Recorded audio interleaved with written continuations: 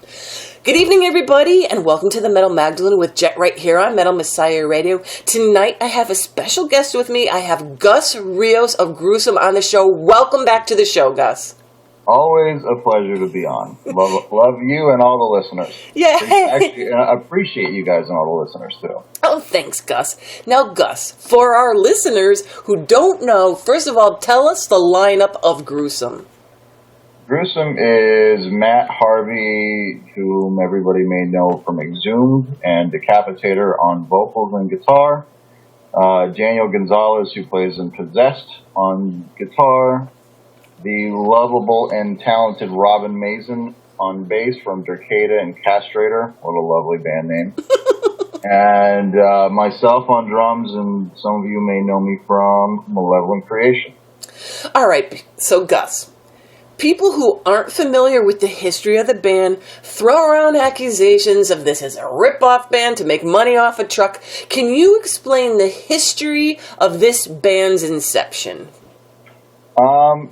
They got the guys, Sick Drummer Magazine got the guys, some former members of Death back together several years ago, and they did a kind of a reunion tour, obviously minus Chuck.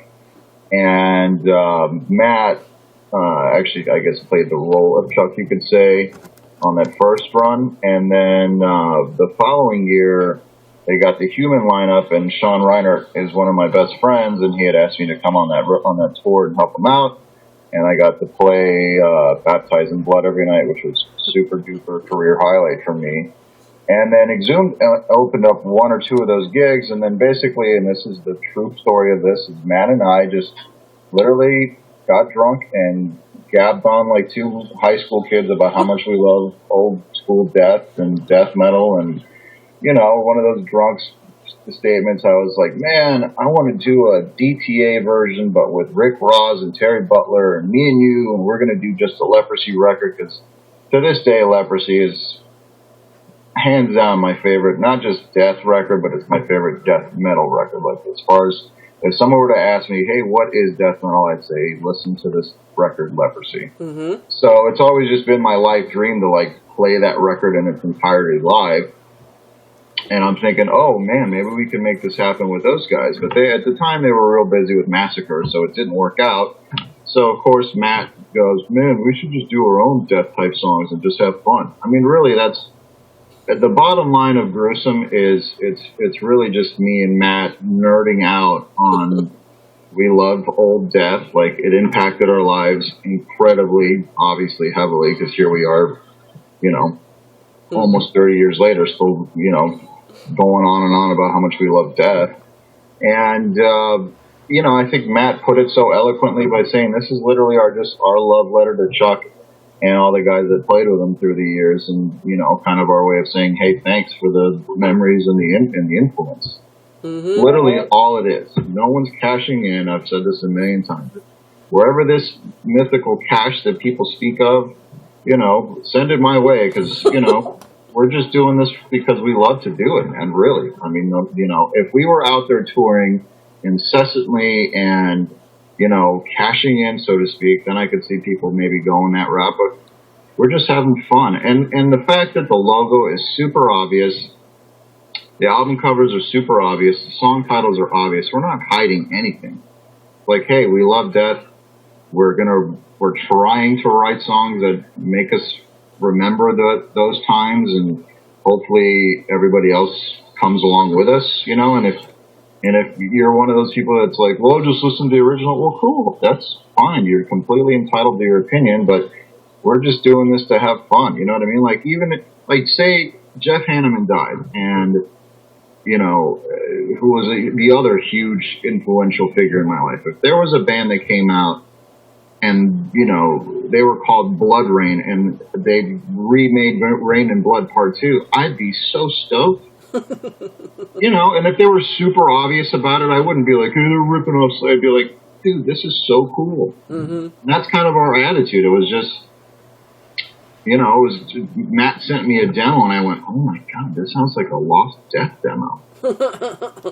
It does. You know, it was a kind of thing where really early on I had sent the demos to James Murphy, And it was the kind of thing where we were like, listen, if James Murphy thinks this sucks or this is inappropriate, we're just going to stop now. And when James came back with the thumbs up and was like, dude, this is killer, I was like, all right, listen, man. If James Murphy says that this is killer, god damn it, it's killer.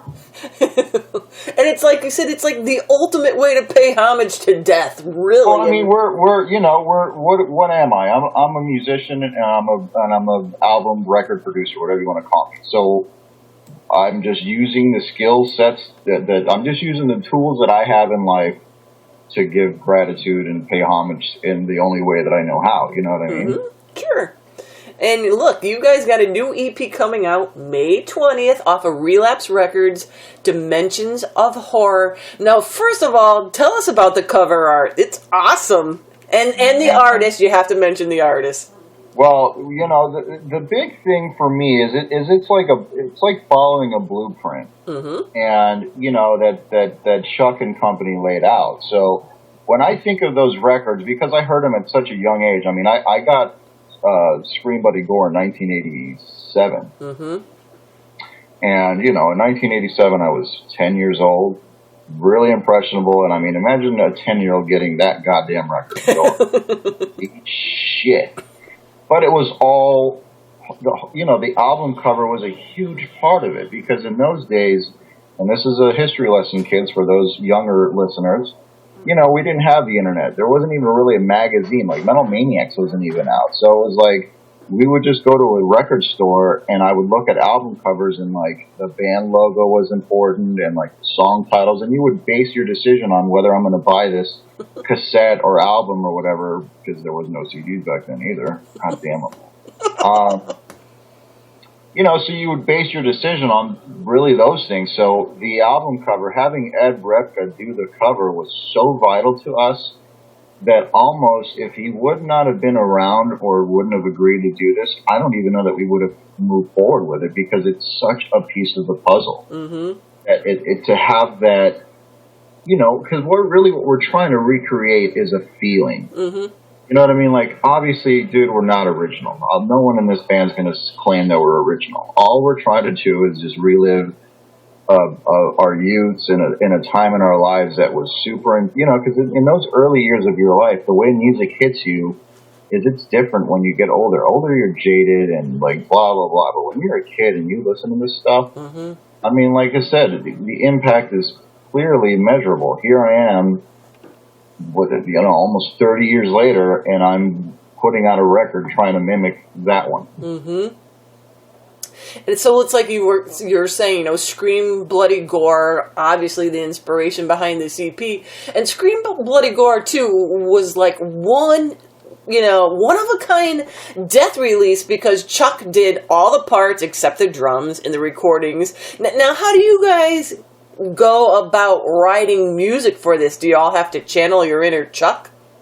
Well, I mean, now it's turning into where Daniel and I are starting to write songs, and so I think the first record Matt wrote everything, and this record Matt wrote all the riffs. So basically, what happens is Matt makes these demos at home, and then he sends them to me. I'll go and record real drums. Dan will re-record all the guitars, and then Dan and I will make some changes to some stuff.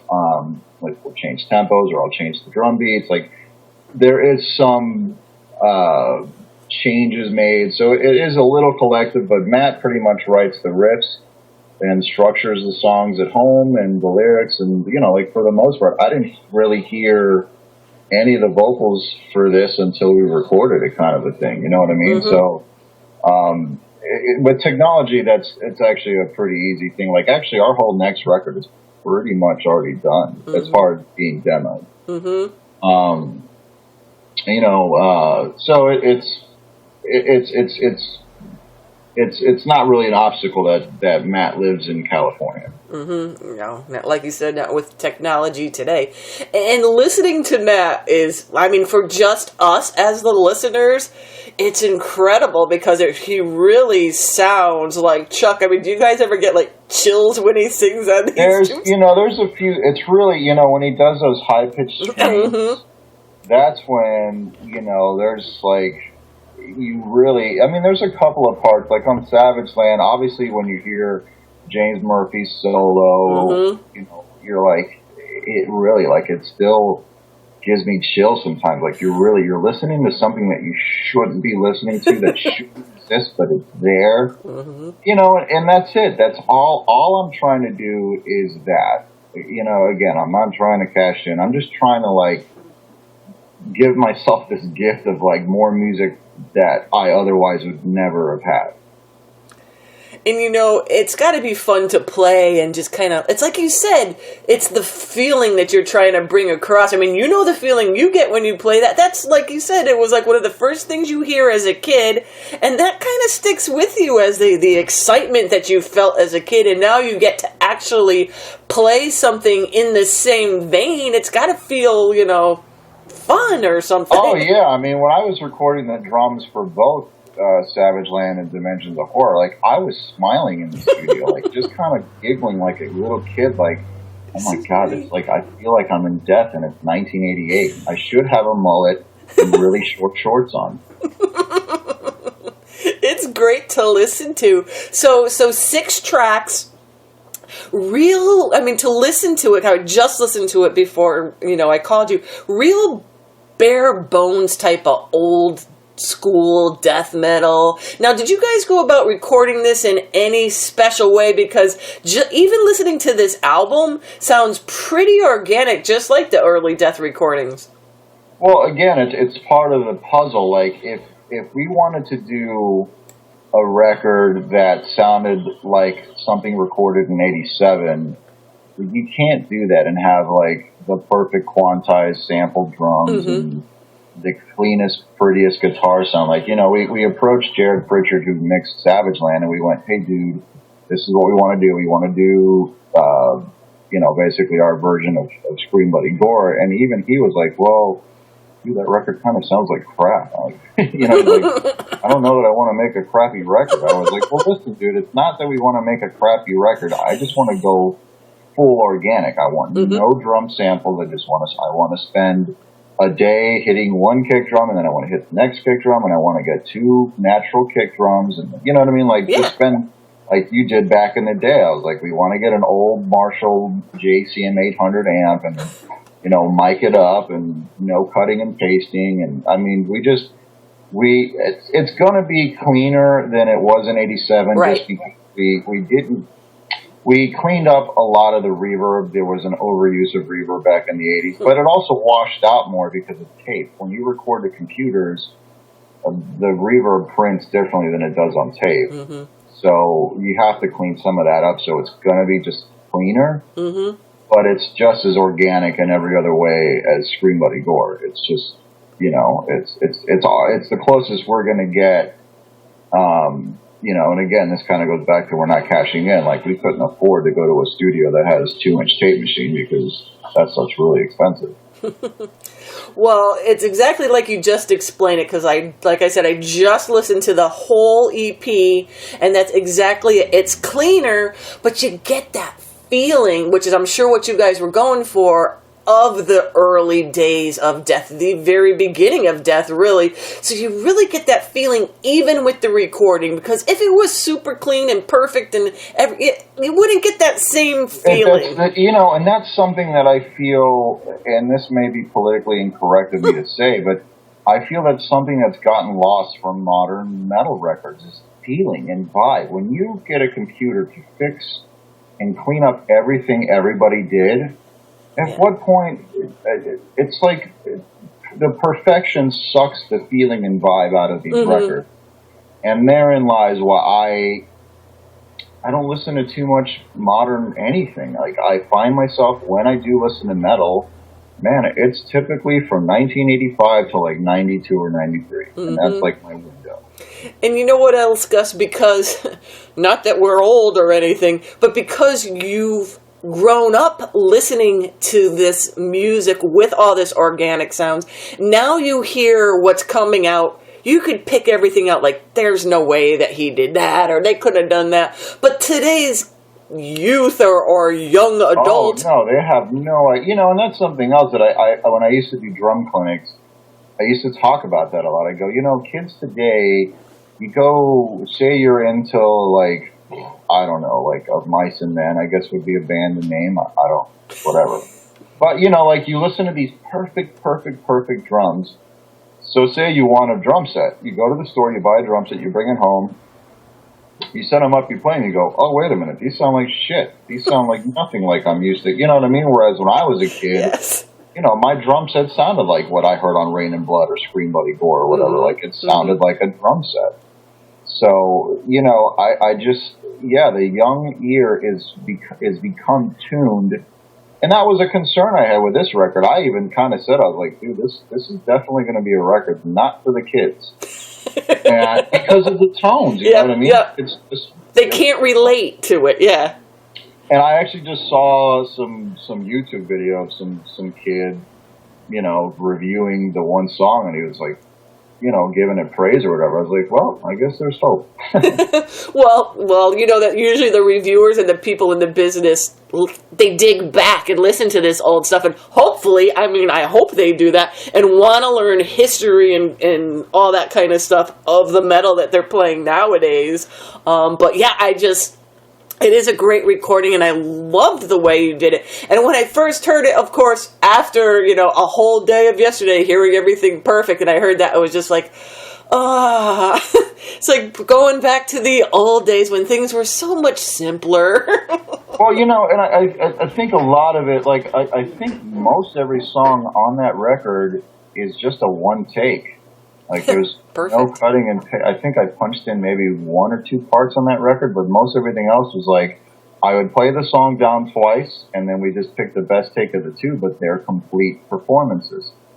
And, you know, if something was maybe a little hair off or not perfect, but the vibe was there, I was like, dude, leave it. I don't care. That's neat. That happened for real. What the listener is hearing is what really happened in that studio. And it's great. And like, I love that real organic sound without being muddy. You know, it's not muddy or anything like that. It's just a great organic. I mean, that was Jared's part of it. Jared was like, well, listen, you know, I got to make this thing sound at least pretty good. I'm like, listen, I'm all for sounding good, but it has to be organic and it has to have vibe and soul. That's all I'm going to ask. And you know, it's kind of funny too, Gus, because you really do have to lay it down with these guys, because nowadays they're used to cleaning up everything exactly perfect, you know, for, you know, months on end, you know, and then for somebody to come in and say, look, we want this to sound a little more organic, it's got to be a little challenge for them too. Well, Jared's an old school Florida veteran. Like, he was in a band called Eulogy, you know, in the early 90s. I mean,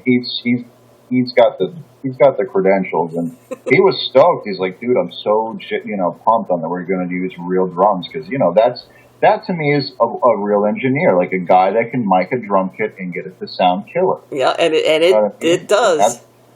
You know, same thing, like a guy like Eric Rutan is another one of my good buddies.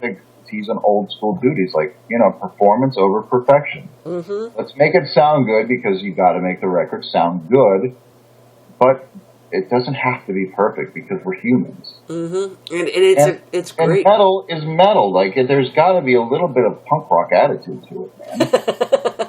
That's true. And now, you mentioned, I think, that it was being released on cassette. What other formats is this going to be released on? I guess vinyl, cassette, and CD. And I think right now vinyl may make up the bulk of physical music sales today, which is fucking awesome. Yeah, I think it is, actually. I gotta get at least for us, like when they did they do all these limited releases. I guess we sold out of the whatever white Splatter or something. And I love that. Yeah, that's awesome. And for everybody listening that has bought our stuff, sincerely, thank you, because if any of you guys could have stolen it and you decided to spend your hard-earned money on some heavy metal music, and that's awesome. And those Splatter vinyls are so cool. Actually, they're my favorite ones, because when I grew up buying vinyl, it was black. That was it. Or now and then a red one. And when you got a red one, you're like, oh, this is the coolest thing ever. So when that Splatter shit started coming out, I just like it. You know, I want to touch it, and I'm like, is it it's just the coolest looking stuff. I think what it's done is they realize that a lot of the people that are doing the vinyl thing are collecting it. Yes. So, you know, you got to obviously give them incentive to collect it. You know what I mean? Like, have this version or that version. And, you know, and I've seen people post on Facebook, like, they have, like, all 6 versions of Savage Land or whatever. And it's like, man, that's cool. So awesome. And I really appreciate, like, we really do, you know, because really at the end of the day, man, like, we're doing Gruesome. It's like for the people, by the people. Like, we're just fans, dude. And the fact that they're digging on it, you know, we're digging on it. It's just all a celebration of Chuck and death and everything that he kind of gave to the world. You know what I mean? So I feel like we're all like part of this community, and I don't feel above anybody in any way, shape, or form just because I'm the guy in the band. At the end of the day, I'm just a fan of the band, of death. You know what I mean? Oh, absolutely. And you'd mentioned that you're playing Maryland Death Fest, and you don't play a whole hell of a lot of shows. Do you have some other shows that are going on through the year that you could talk about? I know we're doing 2 weeks or 2.5 weeks or something like that in Europe. We're doing a string of fests, and then we're doing a little run with Exodus. And then, you know, right now we're sort of talking about doing a bit of an East Coast thing because we didn't hit that last year. So I'd like to hit New York and Philly and, you know, Detroit, Massachusetts, Chicago, Mass. Like, you know, like kind of just get up towards the East Coast and hit like the bigger markets. You know, like I said, I unfortunately I don't know that Gruesome's, unless the right tour package comes along and we can all do it because everybody in the band's busy. You know, like I'd love to one day go and play, you know, like Little Town, whatever, Arkansas, but it's just, right. But right now it just seems like the band is probably just going to live in these, like, we'll do bigger market one-offs and, you know, and hopefully try to play as often as we can, you know what I mean? Absolutely. And again, Gruesome has a new release off of Relapse Records called Dimensions of Horror. You can get info on ordering a copy and tour dates and all that stuff on their Facebook page. And Gus, thanks again for coming on the show to tell us about the band and the new EP. Thanks for having me. I mean, really, it's you know, it's because of what you guys do over at Metal Messiah that you're bringing metal to the masses, and you know, it really is. It's all a community. And for the most part, everybody's been supportive of everything, and we really appreciate it. And hopefully, we see lots of you guys at MDF and abroad.